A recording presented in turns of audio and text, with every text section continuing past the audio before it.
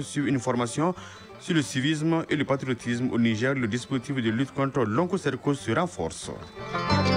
Dans le cadre du dossier sur les acquis de la transition, nous nous intéressons ce matin à l'emploi, à la formation professionnelle et à l'entrepreneuriat national, un dossier signé Baraki Sawatara. En sport, le 32e championnat d'Afrique junior féminin débute aujourd'hui à Oran en Algérie. Éliminatoire mondial 2026, les Aigles rallient ce samedi à Accra où ils affronteront ce lundi les Black Stars. Et puis la finale de la Super Coupe générale Assimi Goïta est prévue ce dimanche. À suivre la page culture, nous serons à Niafenke pour parler de la place d'Ankerich et le bord du fleuve, réputé pour ses multiples missions, à savoir la résolution des conflits, l'établissement des mariages et baptêmes, prise de grandes décisions. Ce serait avec Najim Baba Sissé en fin de journal. Voilà pour le sommaire, tout de suite les détails.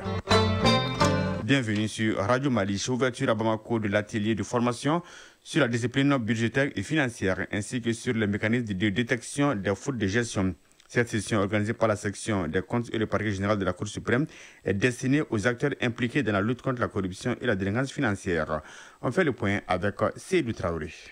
Face aux défis de gestion des finances publiques, la section des comptes de la Cour suprême, juridiction supérieure du contrôle des finances publiques du Mali, affûte ses armes. Le challenge ici, c'est de donner aux contrôleurs de gestion des finances des outils nécessaires pour un contrôle efficient et aussi des connaissances sur l'état de la discipline financière et budgétaire. Contrôleurs et gestionnaires des ressources de l'État sont également sensibilisés au rôle du parquet dans la procédure de jugement des fautes de gestion.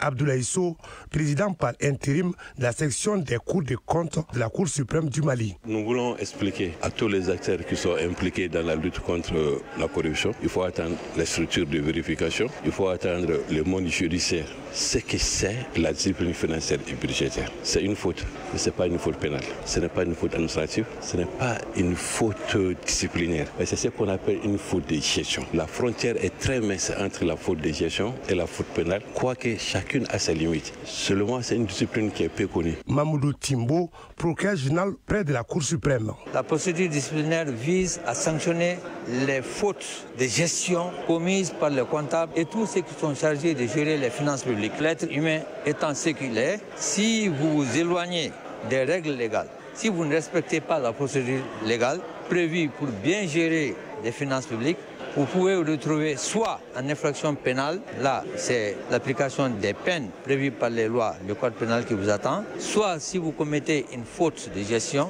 là la procédure disciplinaire devant la Chambre de discipline financière et budgétaire permet d'aller à une amende fiscale. À l'ouverture de l'atelier, le président de la Cour suprême a insisté sur les attentes et les enjeux pour les participants. Dr Fatouma Tera. Il s'agit d'un véritable contentieux juridictionnel encadré par des règles strictes où les droits de la défense sont garantis, les faits rigoureusement instruits et les responsabilités clairement établies. La section des comptes, à travers sa chambre de discipline financière et budgétaire, joue un rôle crucial dans la répression des manquements à la régularité et à la probité dans la gestion publique. La journée d'échange et de partage sur la discipline financière et budgétaire ainsi que le rôle du parquet général dans cette procédure va poser les bases d'une collaboration renforcée entre les juridictions financières et pénales dans le respect des compétences.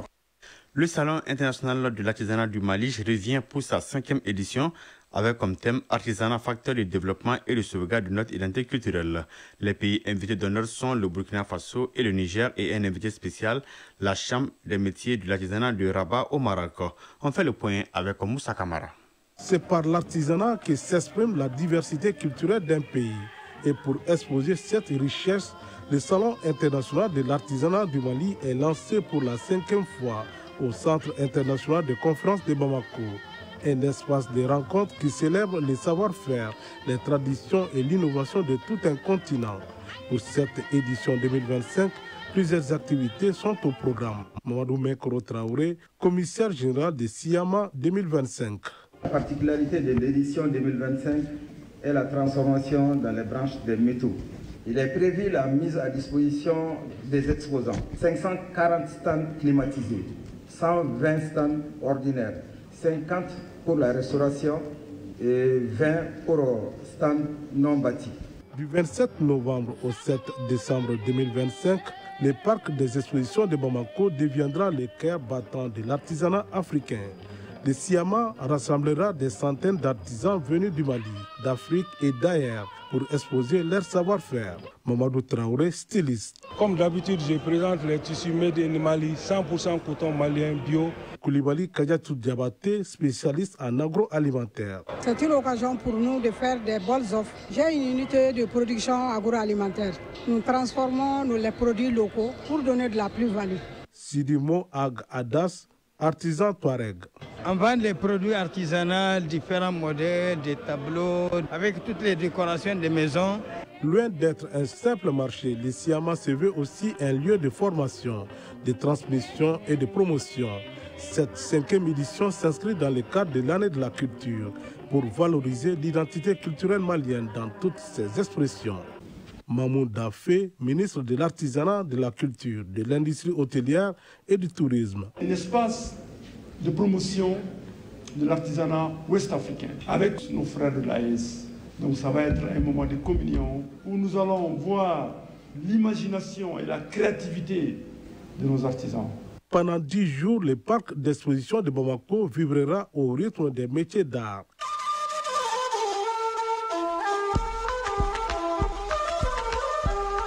AES, actualité.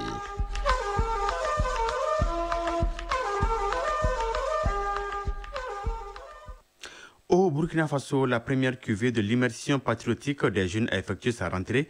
Plus de 100 000 bacheliers et 400 jeunes campeurs suivent un mois de formation civique et patriotique. Les jeunes ont reçu les encouragements du président du Faso qui balise la vision et les objectifs de l'immersion patriotique. Un message analysé par Prosper Da de la radio du Burkina Faso.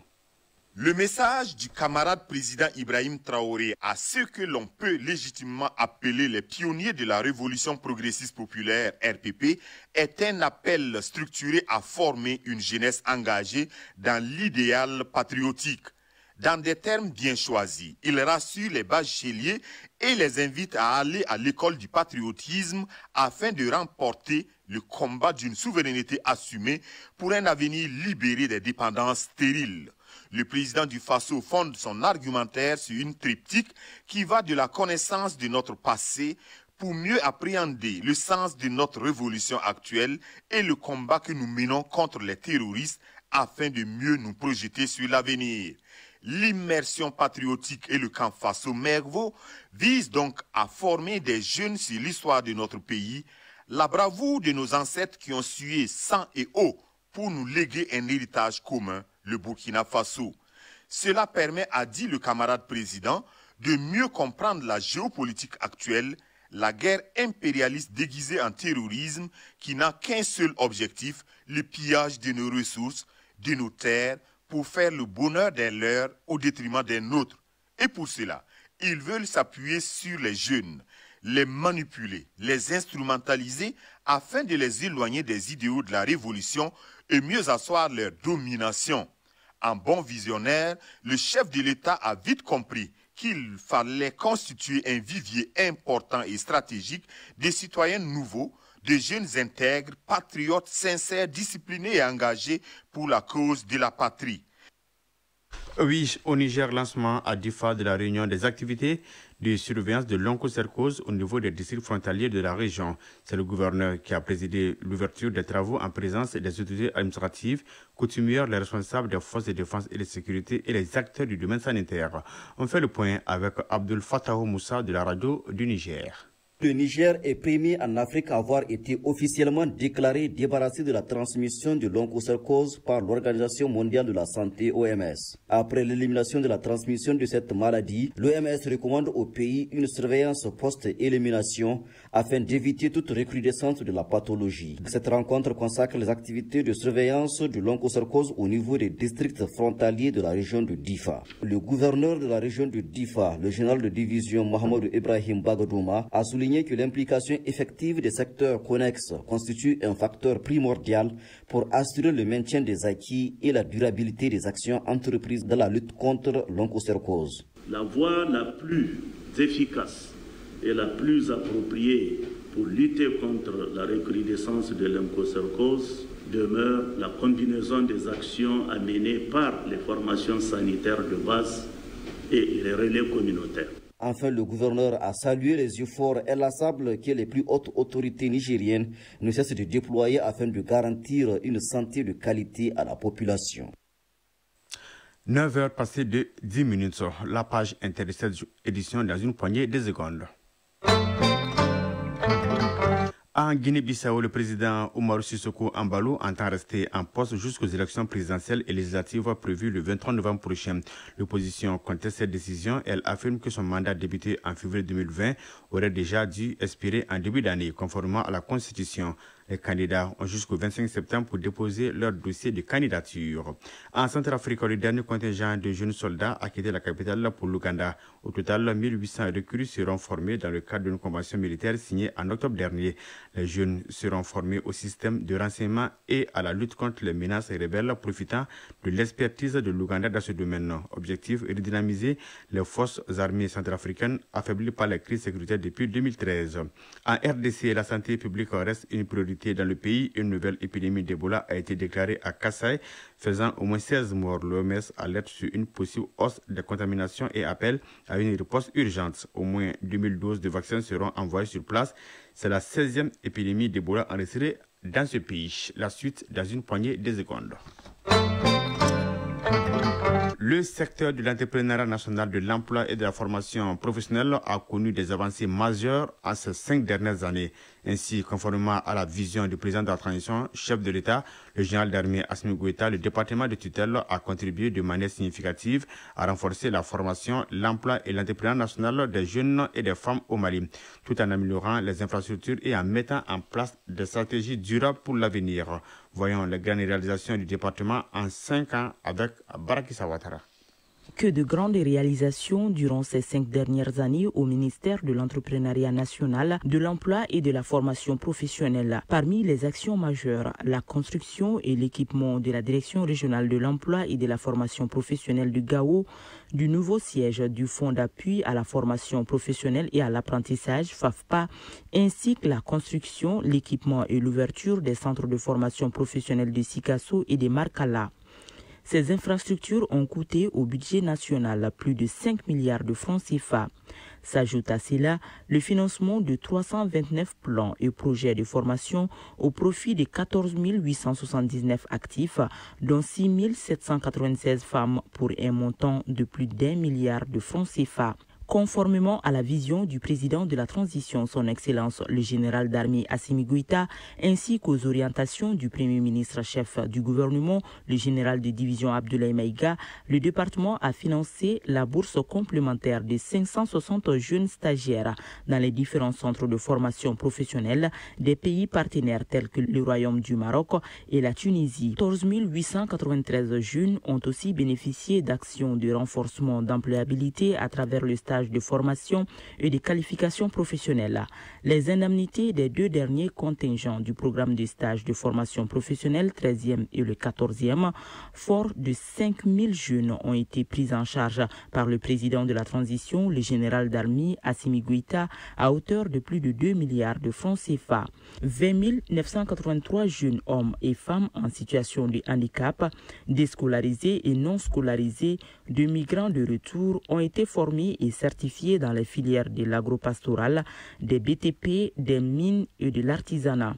Plus de 2300 apprenants ont bénéficié des kits d'installation et 775 mètres d'apprentissage ont été validés. Aussi, 3490 kits ont été mis à disposition dans différents corps de métiers permettant de générer ou consolider 9130 emplois dans le cadre de la formation continue destinée au perfectionnement et à la reconversion des travailleurs. Grâce au département, 258 auditeurs travailleurs ont été formés et certifiés par le Centre de perfectionnement et de reconversion. L'on note également le perfectionnement et la reconversion de plus de 1500 professionnels de banque et établissements financiers et du secteur privé.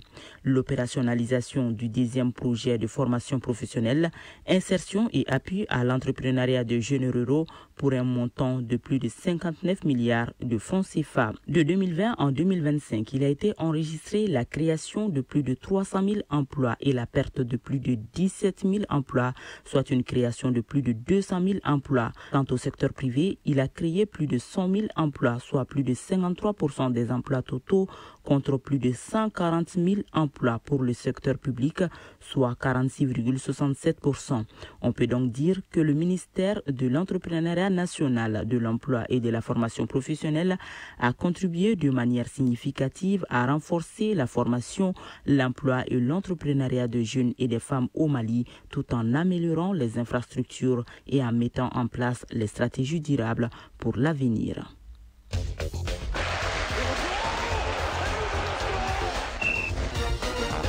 Oui, sport, la finale de la Super Coupe Générale Assimi Goïta oppose donc demain dimanche Kouloukouro à Mopti. Éliminatoire Coupe du Monde 2026, les Aigles du Mali s'envolent cet après-midi pour Accra au Ghana où ils joueront lundi contre les Black Stars au compte de la 8e journée. Et puis le 32e championnat d'Afrique junior féminin débute aujourd'hui à Oran en Algérie. Le Mali participe au tournoi. La synthèse de la page des sports avec Famourou Djourté. À partir de ce samedi 6 et c'est jusqu'au 13 septembre 2025, Oran devient le cœur battant du handball féminin africain. La ville algérienne accueillera la 32e édition de la Coupe d'Afrique des Nations Junior, compétition décisive pour la qualification au Mondial 2026. La sélection malienne qui prend part à la compétition a foulé le sol algérien ce vendredi avec l'ambition de décrocher une place sur le podium. L'Angola, tenante du titre, visera à confirmer sa suprématie face à une concurrence de plus en plus relevée. Les meilleures équipes décrocheront leur billet pour le championnat du monde junior féminin 2026. Football, éliminatoire Coupe du Monde 2026, zone Afrique. Les Aigles du Mali s'envolent ce samedi dans l'après-midi de Berkane pour Accra, au Ghana, où ils affrontent lundi 8 septembre les Black Stars au compte de la 8e journée dans le groupe I. Un groupe dominé par le Ghana qui compte 16 points. Le Mali, avec 12 points, a l'obligation de gagner à Accra pour se rapprocher un peu plus de la première place, synonyme de qualification directe à la Coupe du Monde 2026. Pour rappel, le Ghana était venu s'imposer 2-1 face au Mali lors de la manche aller au stade du 26 mars. Lors de la 7e journée, le Ghana a été tenu en échec, un but partout par le Tchad. Le Mali a battu les Comores par 3-0. Concernant le reste des rencontres de la 7e journée des éliminatoires du Mondial 2026, la Côte d'Ivoire s'est imposée 1-0 face au Burundi. Les Ivoiriens avec 19 points reprennent leur fauteuil de leader du groupe F devant les Panthères du Gabon, 18 points, leur adversaire de la 8e journée. Dans le groupe A, l'Égypte a dominé l'Éthiopie 2-0 et se rapproche de la qualification. Au stade Abdoulaye Wade, le Sénégal a pris le meilleur 2-0 sur le Soudan dans le groupe B. Avec 15 points, les Lions de la Teranga restent deuxième de leur groupe. La Mauritanie s'est imposée face au Togo 2-0. Dans la foulée, le Maroc a largement dominé le Niger par 5-0. Les Lions de l'Atlas confortent leur place de leader du groupe E et font un pas de plus vers la qualification pour la Coupe du Monde 2026.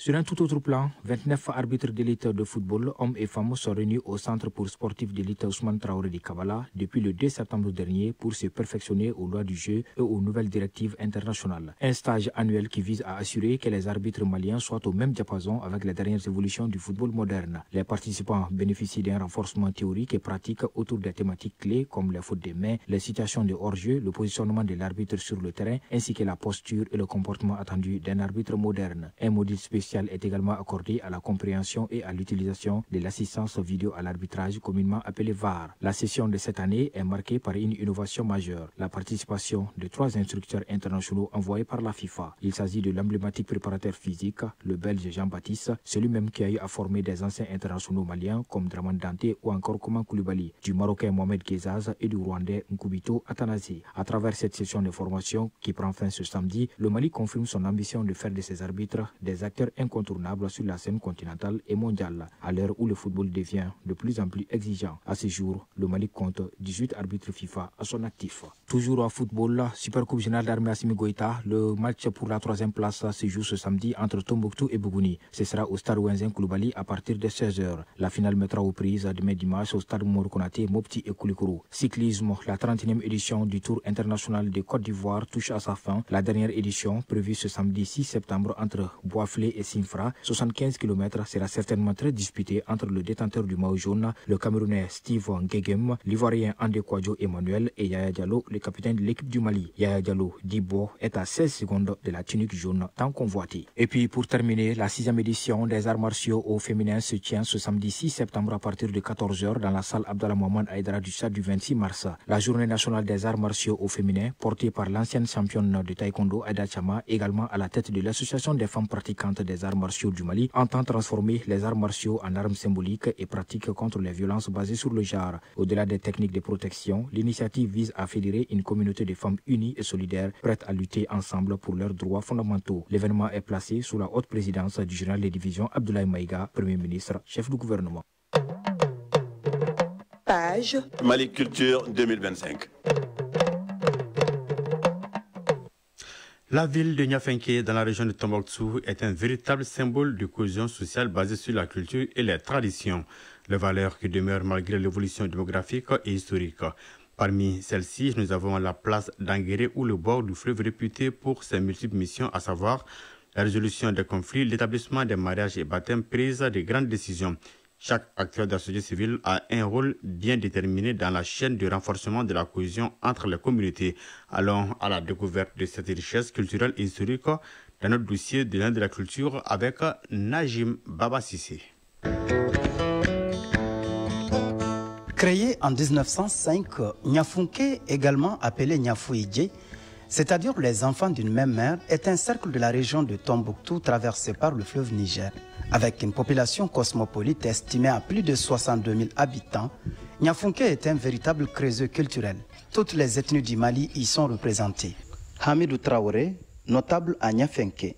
Ici, ce n'est pas le nom de famille qui fait l'ethnie, mais c'est l'activité qui fait l'ethnie. À Niafunké, quand vous allez prendre quelqu'un à travers son nom de famille pour essayer de lui coller une ethnie, vous risquez de vous tromper. Carrefour de la pêche, du commerce, de l'artisanat et de l'agriculture, Niafunké, c'est aussi Danguéré, une place historique située au bord du fleuve. Sous ces grands arbres à palabres, tous ces règles, conflits, mariages, baptêmes, ainsi que les grands événements de la ville, sous l'autorité du chef de village. Ousmane Tunkara, habitant de Danguéré. Ce qui a beaucoup contribué à notre cohésion ici à Niafunké est que nous avons trouvé nos parents ainsi. Ils n'épargnaient pas, ils partageaient tout ce qu'ils avaient avec leurs proches et chacun avait une place bien déterminée dans la ville. Bouraï Mamassa, habitant de Danguéré. Ici à Danguéré, jusqu'à nos jours, nous sommes attachés à une tradition. Tous les quartiers se retrouvent ici le jour de fête pour manger ensemble. Dans notre cohabitation, nous ne connaissons ni la police ni la gendarmerie. Tous nos différends se gèrent ici, à cette place publique. Chacun s'extorise et nous nous excusons. C'est fini. Hamadoun Bouba Tunkara, chef du quartier d'Anguéré. Avant, la pêche était très fructueuse, particulièrement avec la sécheresse de 1973. Nous sommes devenus les hôtes des autres communautés. Tout le monde nous rejoignait pour chercher du poisson. Cela a renforcé davantage nos liens sociaux. Malgré la diversité ethnique et les différences d'occupation, les Niafenkois sont très soudés. Chacun contribue à son niveau au renforcement de la cohésion sociale.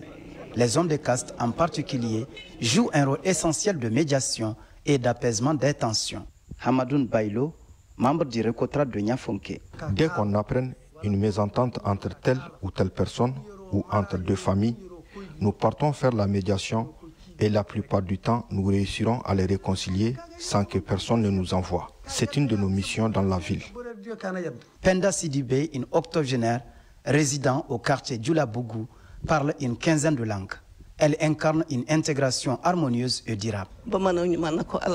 À l'origine de Niafunké, c'était d'abord les Tamashek. Ensuite sont venus les Pels, les Bambara, les Bozo, les Dogons et les Soré. Mais ici, au quartier Djoulabougou, c'était surtout les Dogons et les Bambara qui étaient les premiers habitants. Aujourd'hui, il y a toutes les ethnies qui ont vécu dans une parfaite cohésion. Hamidou Traoré, notable à Niafunké. Ici, dans notre culture, on ne dit pas le Soré ou bien on ne dit pas le Tamashek. C'est mon Soré, mon Tamashek, mon Dogon, mon Peul, mon Forgeron. Il m'appartient à moi. Et tant que nous allons garder ça, et tant que nous allons préserver ça, je pense que les liens seront sauvegardés. Dans cette dynamique de cohésion, les médias locaux jouent un rôle capital. C'est le cas de Radio Isaber, première radio de proximité dans la commune de Sobundu, qui anime notamment Nyadiatere, une émission de sensibilisation très suivie. Cheikh Maïga, promoteur et responsable de la radio Isaber de Nyafunke. Elle donne la parole à tout le monde et avec beaucoup plus d'engouement, que chacun dise ses valeurs culturelles, que chacun défende également ses us, ses coutumes, ses mœurs. Cela, on a trouvé que c'est extrêmement important pour qu'on sache qui on est, pour qu'on puisse valoriser également notre culture, notre tradition. Dans un contexte de valorisation culturelle, les autorités locales de Nyafunke s'engagent pleinement pour réussir l'année de la culture. Modibo Kantogo, préfet du cercle de Nyafunke. La semaine locale à Nyafunke a été une ferveur, une union où on a véhiculé le message de paix et de la cohésion sociale. Le cercle de Nyafunke peut se targuer de cette richesse socio-culturelle inestimable qui fait de lui l'un des cercles les plus stables. Tombouctou Najim Baba Sissé, Mahmoud Askofare pour l'ORTM. Eh bien, Najim Baba Sissé pour ce dossier. À 9h passées de 27 minutes, c'est la fin de cette édition présentée par Mohamed Diarra avec le concours de Abse Traoré à la mise en onde. Coordination éditoriale Ousmane Daoud, la mise en ligne est assurée par Cheikh Abdul Aziz Koulibaly. Passez d'excellents moments accompagnés d'un programme de Radio Mali. Au revoir.